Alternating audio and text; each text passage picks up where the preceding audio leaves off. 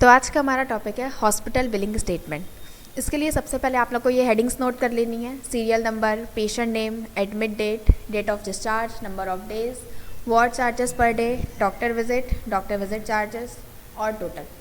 तो सबसे पहले आप लोगों को यहाँ पे सीरियल नंबर लिखना है। फर्स्ट सेल पे क्लिक करेंगे, 1 लिखेंगे और इसे कंट्रोल के साथ ड्रैग करेंगे।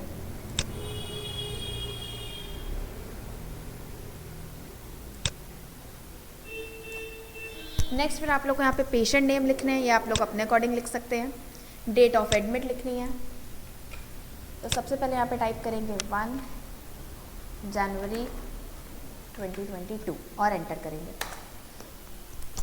फिर इसको नॉर्मली ड्रैग कर लेंगे। सेम ऐसे ही आप लोग को डेट ऑफ डिस्चार्ज भी लिख लेनी है। पर आप लोग को ये बात ध्यान रखनी है, अगर 1 जनवरी को पेशेंट एडमिट हुआ है तो डेट ऑफ डिस्चार्ज उसके आगे की ही लिखनी है। जैसे हम यहाँ पे लिख ले रहे हैं 4 जनवरी।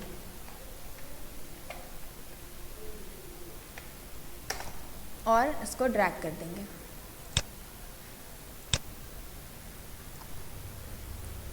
आप लोग रैंडमली यहाँ पे चेंज भी कर सकते हैं। जैसे 8 जनवरी को अगर एडमिट हुआ है तो हम यहाँ पे इसमें कर दे रहे हैं डेट 15 कि 15 को उसकी डिस्चार्ज डेट है और एंटर।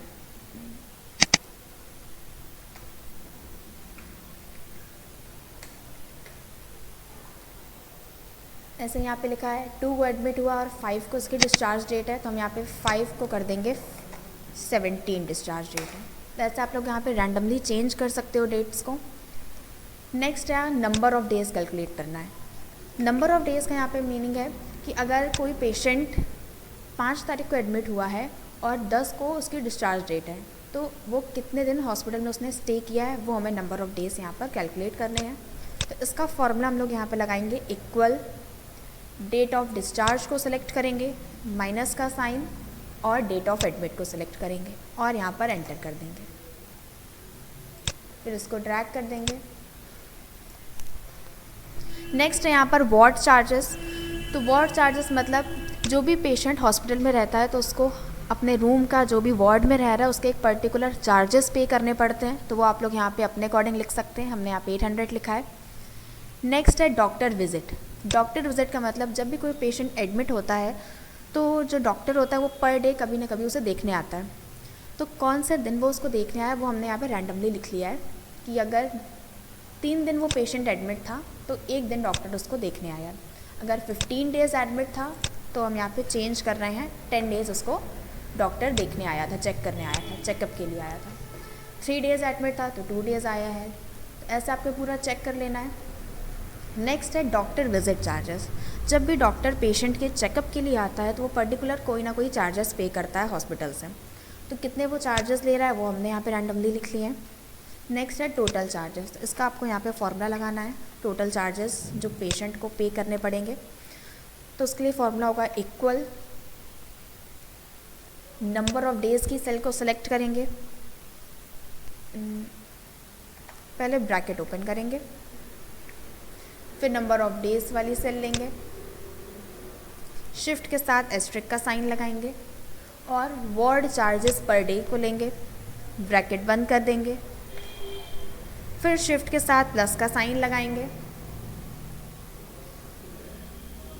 डॉक्टर विजिट वाली सेल को सिलेक्ट करेंगे, एस्ट्रिक का साइन लगाएंगे और डॉक्टर विजिट चार्जेस वाली डे को सिलेक्ट करेंगे और फिर यहाँ से एंटर कर देंगे और फिर से कॉर्नर से हम लोग ड्रैग कर देंगे। तो ये हमारे टोटल चार्जेस आ जाएंगे जो हर एक पेशेंट को हॉस्पिटल को पे करने होंगे। इस तरीके से आप लोग को ये हॉस्पिटल बिलिंग स्टेटमेंट बना लेना है। नेक्स्ट आपका लास्ट टॉपिक था डेटा टैब। डेटा टैब में आप लोग ने सॉर्ट और फिल्टर आप पहले भी पढ़ चुके हैं। एक एडवांस्ड फिल्टर टॉपिक उसका रह गया था, यहाँ पे देख लेते हैं एडवांस्ड फिल्टर क्या होता है। एडवांस्ड फिल्टर में जैसे आप लोग क्लिक करेंगे तो फर्स्ट ऑप्शन आता है filter the list in place. इसका मतलब जो भी हम लोग फ़िल्टर लगाएंगे वो हमारी इस टेबल में, इस डेटा में ही यहाँ पर चेंजेस आ जाएंगे। तो फर्स्ट हमारा है लिस्ट रेंज। लिस्ट रेंज पर क्लिक करेंगे और ये लिस्ट रेंज में अपनी पूरी टेबल को सेलेक्ट कर लेंगे हम लोग ऐसे। नेक्स्ट हमारा ऑप्शन आ रहा है criteria range. Criteria in the sense हम क्या कंडीशन दे रहे हैं यहाँ पर। तो यहाँ पर हमने पहले से एक कंडीशन नोट करके रखी है, नेम ए।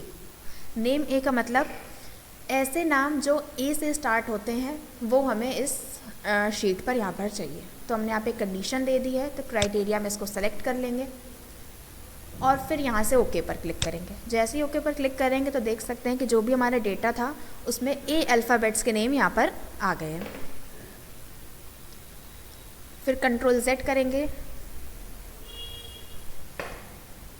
और यहाँ पे हम लोग देख सकते हैं कि हमारा डेटा में यहाँ पर जो भी हमने फ़िल्टर लगाया था वो यहाँ पर वापस हो गया है।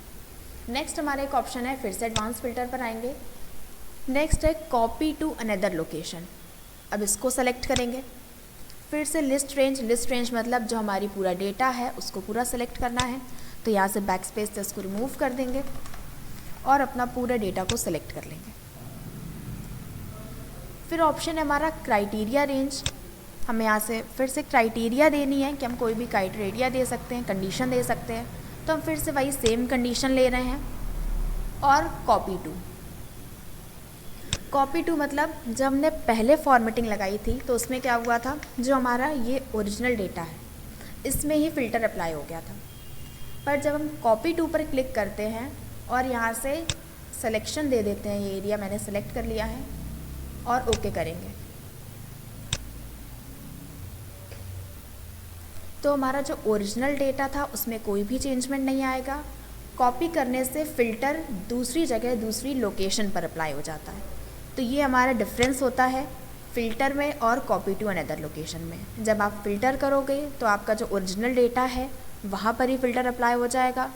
अगर आप कॉपी टू अनदर लोकेशन पर आते हो तो वो फ़िल्टर तो अप्लाई करेगा पर दूसरी लोकेशन पर अप्लाई करेगा, उसको अदर जगह पर कॉपी कर देगा। इस तरीके से आप कर सकते हैं। नेक्स्ट इसका एक और एग्जांपल देख लेते हैं।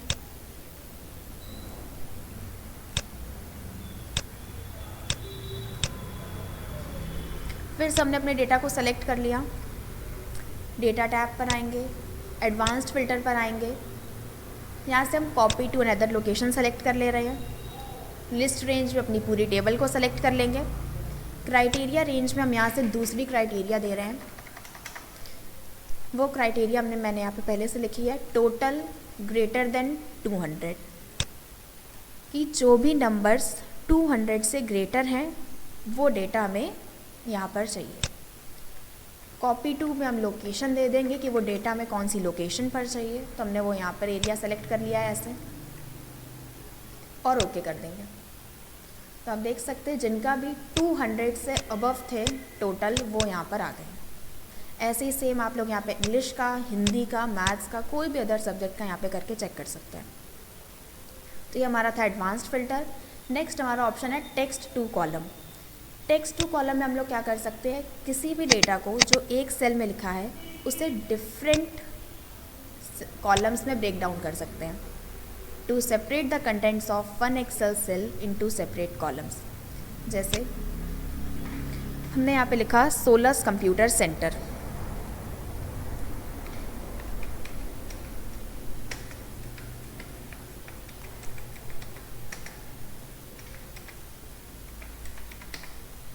और एंटर किया। अभी जो हमारा ये डेटा है ये एक सेल में लिखा है, हम चाहते हैं डिफरेंट कॉलम्स में आ जाए। मतलब यहाँ पर 16, इस वाले सेल में कंप्यूटर और थर्ड सेल में सेंटर, कुछ इस तरीके से ब्रेक हो जाए। तो उसके लिए सेल को सेलेक्ट करेंगे, टेक्स्ट टू कॉलम पर आएंगे, नेक्स्ट पर आएंगे, फिर यहाँ से नेक्स्ट करेंगे और यहाँ से फिनिश पर क्लिक करेंगे। तो अब हमारा डेटा जो है ब्रेक हो चुका है। देखिए एक सेल पर 16 है, सेकेंड में कंप्यूटर और थर्ड में सेंटर। कुछ इस तरीके से अपने डेटा को हम लोग टेक्स्ट टू कॉलम की हेल्प से कॉलम में ब्रेक कर सकते हैं। ऐसे एक और ऑप्शन ट्राई करके देखते हैं। जैसे हमने यहाँ पर लिखा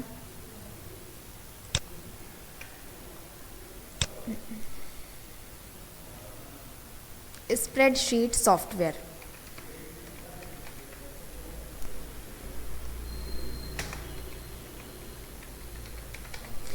ये एक सेल में ही लिख दिया है। अब हम चाहते हैं एक इधर वाली सेल में स्प्रेडशीट और यहाँ पर सॉफ्टवेयर आ जाए। तो सेल को सेलेक्ट करेंगे, टेक्स्ट टू कॉलम पर आएंगे, नेक्स्ट पर आएंगे, फिर से नेक्स्ट करेंगे। यहाँ पर एक ऑप्शन आता है डेस्टिनेशन। डेस्टिनेशन मतलब जो हमें डेटा अपना डिफरेंट कॉलम्स में चाहिए वो कौन सी सेल पर चाहिए, कौन से डेस्टिनेशन पर चाहिए। तो हमने यहाँ से कोई भी जगह आप सेलेक्ट कर सकते हैं। हमने ये सेल सेलेक्ट कर लिया और यहाँ से फिनिश पर क्लिक करेंगे। तो इससे हमारा सेल देखिए डिफरेंट कॉलम में ब्रेक हो जाएगा और ओरिजिनल लोकेशन पे सेम वैसा ही रहेगा। इस तरीके से आप टेक्स्ट टू कॉलम का यूज़ करके देख सकते हैं। नेक्स्ट ऑप्शन है हमारा रिमूव डुप्लीकेट्स। रिमूव डुप्लीकेट्स में क्या होता है, किसी भी रेंज में अगर कोई नंबर रिपीटेड टाइम्स लिखा है, मल्टीपल टाइम्स लिखा है, तो हम लोग उसको वहाँ से रिमूव कर सकते हैं। जैसे हमने यहाँ पे कोई डिजिट्स लिख ली,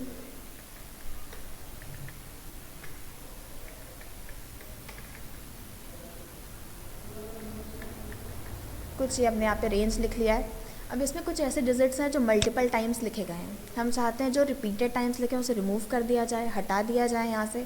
तो रेंज सेलेक्ट करेंगे, रिमूव डुप्लीकेट्स पर आएंगे और यहाँ से ओके कर देंगे।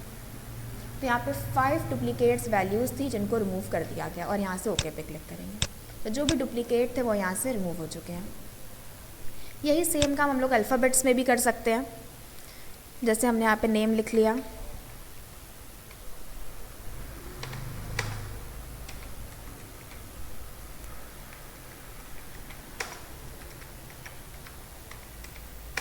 ठीक। मैंने यहाँ पे एक नेम साक्षी को 2 बार रिपीट किया है और एक शिवानी ऐसे लिखा है। दोनों की रेंज को सेलेक्ट कर लिया, रिमूव डुप्लीकेट्स पर आएंगे और यहाँ से कर दिया ओके। 1 डुप्लीकेट वैल्यू उसमें मिली थी और वो रिमूव कर दी गई है और ओके पे क्लिक करेंगे। तो जो भी हमारा नेम रिपीटेड टाइम्स था वो यहाँ से डिलीट हो चुका है। यही हमारा काम होता है रिमूव डुप्लीकेट्स का।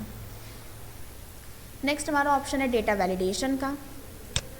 Data validation is a feature in Excel used to control what a user can enter into a cell. Data validation से हम लोग यहाँ पे वैलिडेशन लगा सकते हैं। जैसे यहाँ पर एक डेटा बना है नेम, सैलरी, कॉन्टैक्ट नंबर का। हम चाहते हैं जो सैलरी हम यहाँ पर लिखेंगे उसमें एक वैलिडेशन अप्लाई करें जिससे कि हमारे डेटा में कुछ भी मिस्टेक्स ना हो। वैलिडेशन जैसे हम चाहते हैं जो भी सैलरी हो वो 10,000 से 25,000 के मिड में हो। अगर उससे ज़्यादा या उससे कम है तो वो यहाँ पर एक्सेप्ट डेटा नहीं होना चाहिए। तो रेंज को सेलेक्ट कर लेंगे, डेटा वैलिडेशन पर आएंगे और यहाँ से होल नंबर सेलेक्ट कर लेंगे। होल नंबर सेलेक्ट करने के बाद यहाँ से बिटवीन को सेलेक्ट करना है आप लोगों को। बिटवीन के बाद यहाँ पर मिनिमम वैल्यू देनी है, 10,000 लिखेंगे और मैक्सिमम वैल्यू हम लिख लेंगे 25,000। ठीक।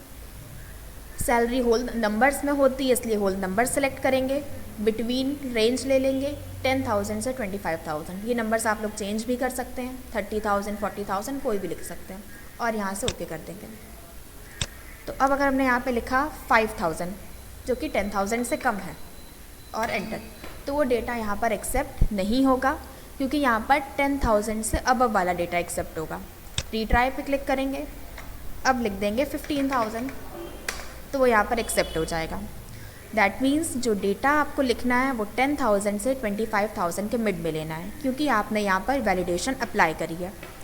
यहाँ पर हमने लिखा 30,000 तब भी यहाँ पर एक्सेप्ट नहीं होगा क्योंकि वैलिडेशन है 25,000 की। तो आपको डेटा उसके मिड में ही लिखना है।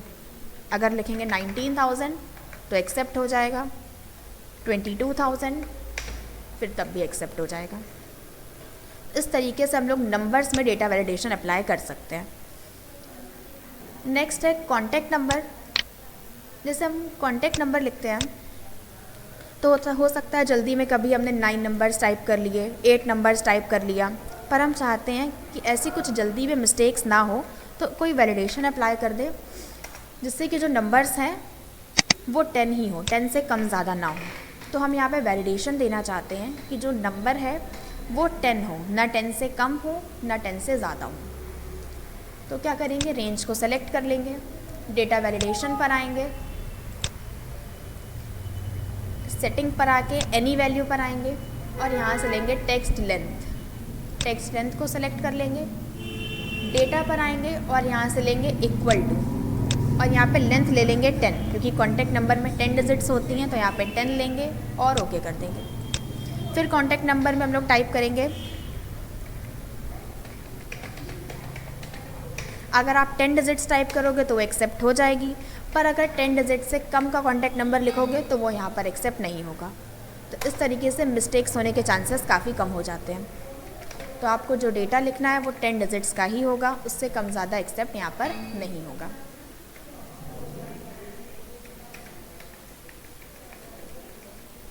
एंटर। इस तरीके से आप डेटा वैलिडेशन ऑप्शन का यूज़ करके देख सकते हैं। नेक्स्ट हमारा ऑप्शन है कंसोलिडेट का। कंसोलिडेट में हम लोग क्या करते हैं, जैसे हमारे पास यहाँ पे 2 रेंज हैं, एक है इंग्लिश, एक है कंप्यूटर सब्जेक्ट की।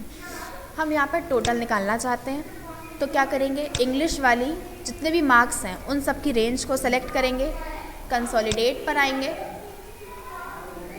यहाँ पे कुछ रेफरेंसेस अगर पहले से ऐड होंगे तो इनको डिलीट कर देंगे पहले।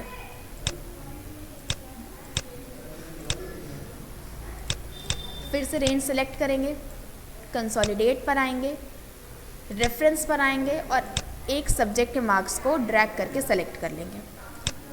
फिर इसके बाद यहाँ पर ऐड ऑप्शन आएगा, ऐड पर क्लिक करेंगे और ओके कर देंगे। फिर से कंसोलिडेट पर आएंगे, रेंज सेलेक्ट करेंगे और ऐड पर क्लिक करेंगे।